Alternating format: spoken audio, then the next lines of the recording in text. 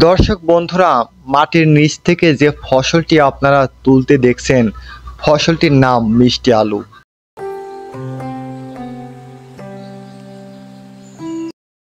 এক সময়ের জনপ্রিয় খাদ্যশস্য মিষ্টি আলুর চাষ দিন দিন বাংলাদেশ থেকে হারিয়ে যাচ্ছে। সাম্প্রতিক সময়ে মিষ্টি আলুর সীমিত পরিমাণ চাষ দেখা গেলেও এর মূল উদ্দেশ্য ঐতিহ্য ধরে রাখা।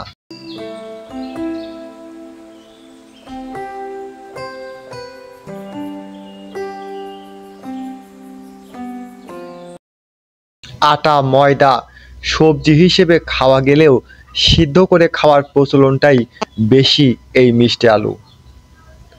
অন্যান্য আলুর মতোই এই আলু মাটির নিচে জন্মে, খেতে ভারী সুস্বাদু, মিষ্টি, তাই এই আলুর নাম মিষ্টি আলু। বাংলাদেশে মিষ্টি আলুর লাল এবং সাদা এই দুইটি প্রজাতি রয়েছে। এই আলু হতে চারা তৈরি করা গেলেও এর গাছ বা গাছের শাখা প্রশাখা হতে চারা তৈরির পদ্ধতিটি কৃষকদের নিকট বেশ জনপ্রিয়।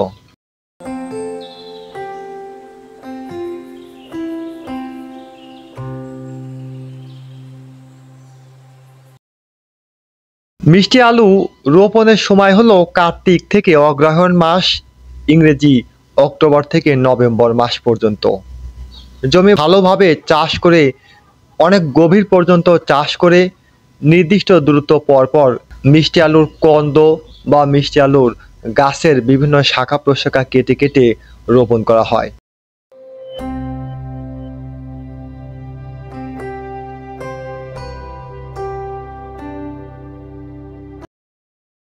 রোপণের 130 থেকে 150 দিনের মধ্যে মিষ্টি আলু পরিপক্কতা অর্জন করে এবং তখন মাটির নিচ থেকে খুব সাবধানতার সঙ্গে তুলে নিতে হয়। হেক্টর প্রতি মিষ্টি আলুর ফলন প্রায় 40 থেকে 50 টন পর্যন্ত হয়ে থাকে। মিষ্টি আলু খেতে যেমন সুস্বাদু তেমন এটি পুষ্টিগুণে ভরপুর। মিষ্টি আলুতে ভিটামিন সি, ভিটামিন ডি রয়েছে, যা হাড় গঠনে বা হৃৎপিণ্ড, স্নায়ু, ত্বক ও দাঁতের জন্য বিশেষ উপকারী। বলা হয়ে থাকে কলার চেয়ে বেশি পটাশিয়াম রয়েছে মিষ্টি আলুতে। কিডনি এবং স্তন ক্যান্সারের ঝুঁকি কমায় মিষ্টি আলু। ত্বক ও চুল ভালো রাখে।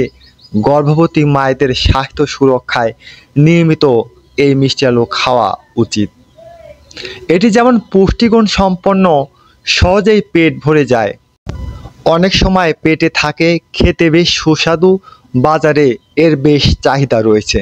তাই এর চাষাবাদ বৃদ্ধির মাধ্যমে খুব সহজে খাদ্য এবং পুষ্টির নিরাপত্তা আনয়ন করা সম্ভব।